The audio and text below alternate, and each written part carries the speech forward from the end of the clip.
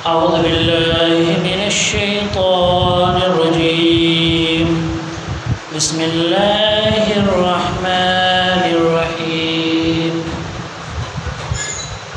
ألم تر إلى الذين خرجوا من ديارهم وهم ألوف حذر الموت فقال لهم الله موتوا ثم أحياهم إن الله لذو فضل على الناس ولكن أكثر الناس لا يشكرون.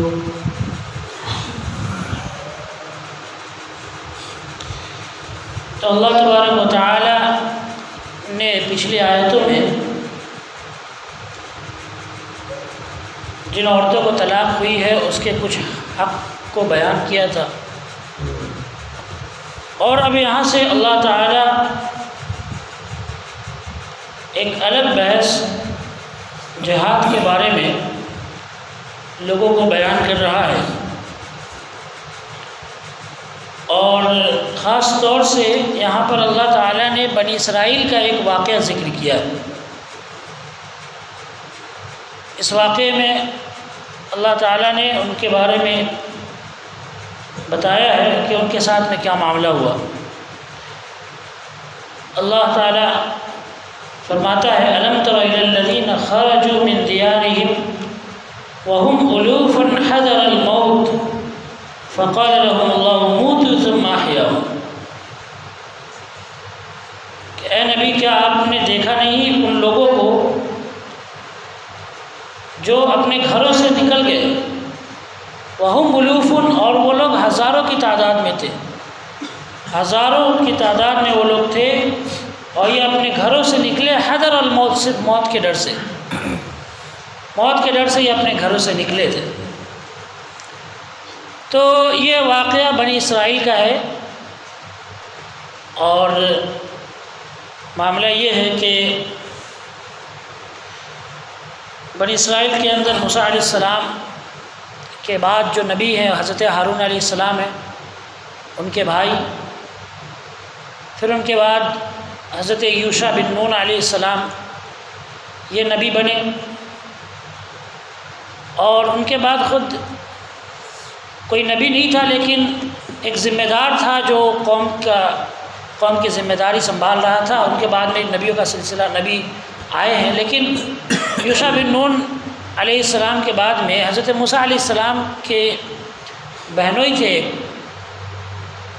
یعنی کہ جو ان کی بہن تھی مریم، حضرت موسیٰ علیہ السلام کی بہن کا نام بھی مریم ہے، اور حضرت عیسیٰ علیہ السلام کی ماں کا نام بھی مریم ہے۔ اور اتفاق کی بات یہ ہے کہ دونوں مریم کے والد کا نام عمران ہے۔ حضرت عیسیٰ علیہ السلام کے نانا کا نام بھی عمران، اور موسیٰ علیہ السلام کے والد کا نام بھی عمران تھا۔ تو اس کے بعد میں ایک نبی حضرت حزقیل علیہ السلام ہے جو بنی اسرائیل کے اندر نبی بن کر آئے۔ حضرت حزقیل علیہ السلام کے زمانے میں ایک واقعہ پیش آیا، انہوں نے جب کہا ظالم حکومت سے جہاد کرنے کے لیے اپنی قوم کو، تو ان لوگوں کے اندر ڈر سما گیا، یہ لوگ ڈر گئے، اور ڈر کی وجہ سے یہ لوگ وہاں سے اپنے علاقے سے دور کہیں چلے گئے، ایک جگہ پر، غالباً اس کا نام دراورد بتایا جاتا ہے، یہ عراق کے اندر واسط کی جگہ پر، واسط نامی جگہ کے قریب میں ہے عراق میں۔ تو یہ لوگ وہاں پر جب گئے تو دو پہاڑوں کے بیچ میں جب یہ لوگ پہنچے وادی میں، اور ان لوگوں نے سوچا کہ ہاں اب یہاں پر سکون ہو جائے گا، ہمیں جہاد کے ڈر سے ہم بھاگ کر چلے آئے ہیں، تو اللہ تبارک و تعالی نے ان سب کو وہیں پر موت دے دی، اور وہیں پر سب کے سب مر گئے۔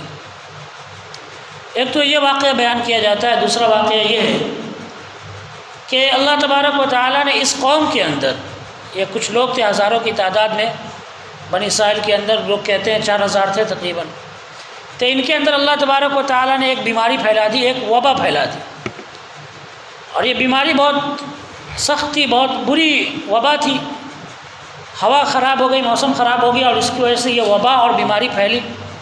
اب انہوں نے بیماری کے ڈر سے، اس وبا کے ڈر سے کیا کیا کہ اپنے گھر کو چھوڑ کر دوسری جگہ چلے گئے، اور وہ جگہ جہاں پر گئے وہ پہاڑوں کے بیچ میں ایک جگہ تھی، وہاں پر جا کر انہوں نے سوچا کہ ہاں ہم بالکل اب سکون سے ہو گئے، اب یہاں پر ہمیں کوئی بیماری نہیں آ سکتی، تو یہ اس جگہ کو چھوڑ کر چلے آئے۔ جب وہاں پہنچے تو اللہ تبارک و تعالیٰ نے 2 فرشتوں کو بھیجا، ایک ان کے اوپر تھا ایک نیچے تھا، اور دونوں نے اتنی زور سے آواز لگائی، چیخ لگائی کہ وہاں پر جتنے لوگ تھے سب کے سب مر گئے اس آواز سے، اس چیخ سے۔ جب مر گئے تو ان کے بہت دنوں کے بعد ان کی ہڈیاں سب ادھر ادھر پڑی ہو گئی، بکھری رہی۔ حضرت حزقیل علیہ السلام جو نبی تھے ان کا وہاں سے گزر ہوا تو انہوں نے دیکھا، اور اس کے بعد میں اللہ تعالیٰ کے حکم سے انہوں نے کہا کہ ہڈیوں کو جمع ہونے کے لیے، تو وہ ہڈیاں جمع ہوئی، ان میں گوشت آیا، اور پھر اس میں روح بھی پھونکی گئی، اور یہ سارے کے سارے لوگ جتنے لوگ مرے تھے ان سب کو اللہ تبارک و تعالیٰ نے دوبارہ زندہ کر دیا۔ جتنے لوگ تھے سب کو اللہ تبارک و تعالیٰ نے دوبارہ زندہ کر دیا۔ ان کو حضرت حزقیل جو نبی تھے انہوں نے دعا کی تھی کہ اے اللہ ہمیں ان لوگوں کو زندہ کر دے تاکہ جو لوگ یہاں پر ہیں ان کو سبق مل جائے۔ سبق یہ مل جائے کہ انسان بیماری سے، پریشانی سے کتنا بھی کہیں بھی بھاگ کر جائے، لیکن اللہ تعالیٰ نے اگر تقدیر میں لکھ دی ہے موت کو تو اس سے کوئی بچا نہیں سکتا ہے۔ تو یہ اس سبق کو دینے کے لیے اللہ تبارک و تعالیٰ نے دوبارہ ان کو زندہ کیا۔ تو وہی اللہ تبارک و تعالیٰ اسی کے بارے میں فرما رہا ہے، الم تر الی الذین خرجوا من دیارہم، کیا آپ نے دیکھا نہیں ان لوگوں کو جو اپنے گھروں سے بھاگے، گھروں سے نکلے، وہم الوف، ہزاروں کی تعداد میں لوگ تھے، حذر الموت، موت کے ڈر سے، موت کے ڈر سے یہ لوگ اپنے گھروں سے نکلے، بھاگے۔ بیماری پھیل گئی تھی، انہوں نے سوچا کہ یہاں سے بچ کر دوسری جگہ چلے جائیں گے تو کیا ہوگا، بیماری سے ہم بچ جائیں گے۔ فقال لهم اللہ موتوا، تو اللہ تعالیٰ نے ان سے کہا کہ موتوا، سب کے سب مر جاؤ، تو سب کے سب وہیں پر مر گئے۔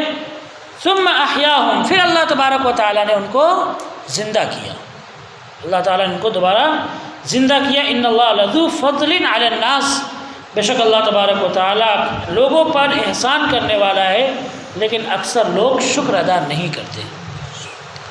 تو اس آیت کے اندر کئی سارے سبق ہیں ہم لوگوں کے لیے۔ پہلی چیز تو یہ کہ بیماری ہو، مصیبت ہو، پریشانی ہو، کوئی بھی چیز ہو، اگر اللہ تبارک و تعالیٰ نے تقدیر میں موت لکھی ہے تو اس کو کوئی نہیں ٹال سکتا، کوئی چیز اس کو نہیں ٹال سکتی۔ اللہ تعالیٰ نے اگر تقدیر میں موت کو لکھ دی ہے تو، لیکن اس کا مطلب یہ بھی نہیں ہے کہ انسان تقدیر پر بس تقدیر کا بہانہ بنا کر اپنے ہاتھ پیر کو باندھ کر بیٹھ جائے، یہ مطلب بھی نہیں ہے۔ اسلام کے اندر ایک فرقہ ہوا ہے جبریہ کے نام سے، یہ اسلام سے نکلا ہوا فرقہ ہے۔ ان کا یہ خیال تھا کہ انسان کے بس میں کچھ بھی نہیں ہے، اللہ تعالیٰ جو چاہتا ہے کرتا ہے، اللہ تعالیٰ تقدیر کی وجہ سے انسان مجبور ہے۔ جبریہ کا مطلب ہی ہوتا ہے مجبور ہونا، تو وہ کہتے تھے کہ انسان مجبور ہے تقدیر کی وجہ سے، یعنی انسان کی تقدیر میں جو لکھا ہے وہی کرے گا، باقی اپنی طرف سے کچھ کرنے کی ضرورت نہیں ہے۔ تو نعوذ باللہ ایسے لوگ اگر نماز کے لیے نہ بھی جائے تو یہ بہانہ بنا لیں گے کہ ہماری تقدیر میں لکھا ہوا ہے کہ ہم نماز نہیں پڑھیں گے۔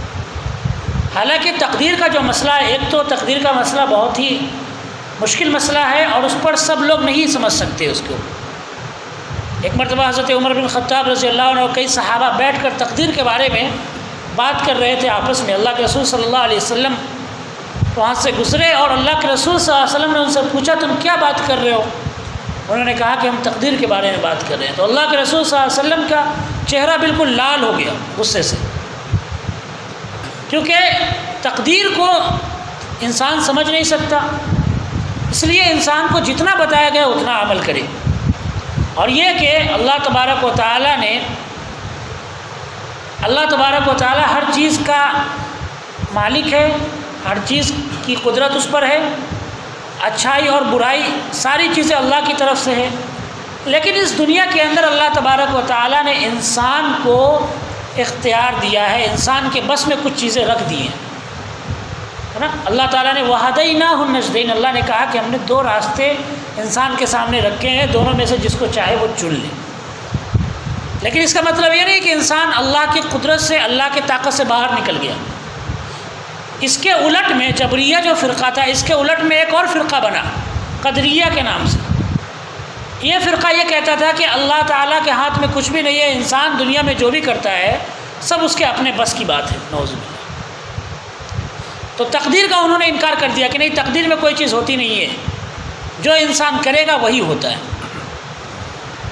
تو یہ دونوں فرقے غلط ہیں۔ ان دونوں کے بیچ میں ایک راستہ جو مسلک اہل حدیث جسے آپ کہہ سکتے ہیں، علماء کا، محدثین کا، ان سب کا مسلک ہے، وہ یہ ہے کہ اللہ تبارک و تعالی اچھائی اور برائی ہر طرح کی تقدیر کا مالک ہے، اور اللہ تبارک و تعالی نے انسان کو اختیار دیا ہے، اس کے بس میں کچھ چیزیں رکھ دی ہے، اور اس دنیا کو بنایا ہے، تو اس دنیا کے اندر کچھ چیزوں کو ذریعہ بنایا ہے کھانے کا، زندگی گزارنے کا۔ مثال کے طور پر رزق کا مالک، روزی کا مالک اللہ ہے۔ اللہ جسے چاہتا ہے روزی دیتا ہے، لیکن اللہ تبارک و تعالیٰ نے یہ نہیں کہا کہ گھر کے اندر بیٹھے رہو، اللہ چاہے گا تو روزی دے دے گا، اللہ نہیں چاہے گا تو روزی نہیں دے گا، بلکہ اللہ نے کہا کہ نکلو۔ اللہ کے رسول صلی اللہ علیہ وسلم فرمایا لو انکم تتوکلون علی اللہ حق توکلہ لرزقکم کما یرزق الطیر تغدو خماصا وتروح بطانا، کہ اگر تم اللہ پر ویسے ہی بھروسہ کرو جیسے بھروسہ کرنے کا حق ہے۔ بھروسہ کرنے کا حق کیا ہے؟ کہ اگر تم اللہ پر بھروسہ کرو کہ واقعی میں، تو اللہ تعالیٰ تم کو روزی دے گا جیسے چڑیوں کو روزی دیتا ہے، پرندوں کو اللہ تعالیٰ روزی دیتا ہے۔ کیسے روزی دیتا ہے اللہ تعالیٰ؟ ان کے گھونسلے میں روزی کو نہیں ڈال دیتا، صبح کو وہ خالی پیٹ نکلتے ہیں اور شام کو بھر پیٹ واپس آتے ہیں۔ تو اگر تم اللہ پر بھروسہ کرو گے اس طرح سے کہ جب تم نکلو تو یہ یقین رکھو کہ اللہ تعالیٰ ہم کو دے گا، عطا کرے گا، یہ توکل، یہ بھروسہ ہے۔ گھر میں بیٹھے رہنا یہ بھروسہ نہیں ہے، یہ بزدلی ہے، نامردی ہے۔ یہ گھر میں انسان بیٹھا رہے اور بھروسہ کر، توکل کرے کہ نہیں بس اللہ تعالیٰ تو چاہے گا تو ہم کو دے گا، اللہ تعالیٰ چاہے گا تو ہم باہر نکلیں گے۔ آج بہت سارے لوگ نماز کے لیے ان کو کہو تو کیا کہیں گے؟ اللہ چاہے گا تو پڑھ لیں گے۔ ارے اللہ کہیں چاہتا ہے کہ تم نماز نہ پڑھو؟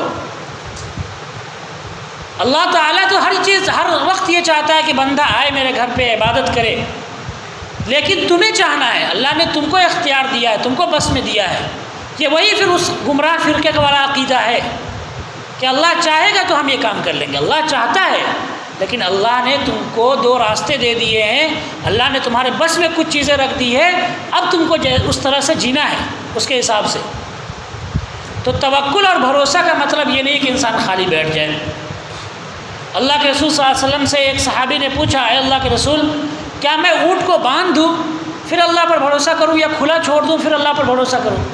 تو اللہ کے رسول صلی اللہ علیہ وسلم نے فرمایا کہ پہلے اونٹ کو باندھو، پھر اس کے بعد اللہ پر بھروسہ کرو کہ ہاں اب اس کو کوئی نہیں لے جا سکتا، یا یہ اونٹ کہیں نہیں بھاگ سکتا، لیکن پہلے اونٹ کو باندھو۔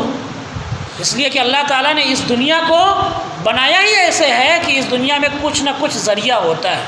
موت دینے کا مالک اللہ ہے، لیکن موت کا کوئی بہانہ ہوتا ہے نا، کوئی ذریعہ ہوتا ہے نا۔ اب انسان کو بیماری لگ جائے، اب وہ کیا کہے؟ ارے اللہ تعالیٰ کو موت دینا ہوگا، موت دیں گا اور ہم علاج نہیں کرائیں گے، تو ہم کیا کہیں گے؟ یہ بیوقوف آدمی ہے، بیوقوف آدمی ہے نا۔ تو ایک چیز میں جو آپ کو سمجھانا چاہ رہا ہوں وہ یہ کہ اللہ پر بھروسہ رکھے، یقین رکھے کہ جو چیز اللہ تبارک و تعالیٰ چاہتا ہے کرتا ہے، اور اللہ تعالیٰ کے سامنے کسی کی طاقت نہیں ہے اس کو کچھ یہ کرنے والا، روکنے والا، منع کرنے والا، کسی کی طاقت نہیں ہے۔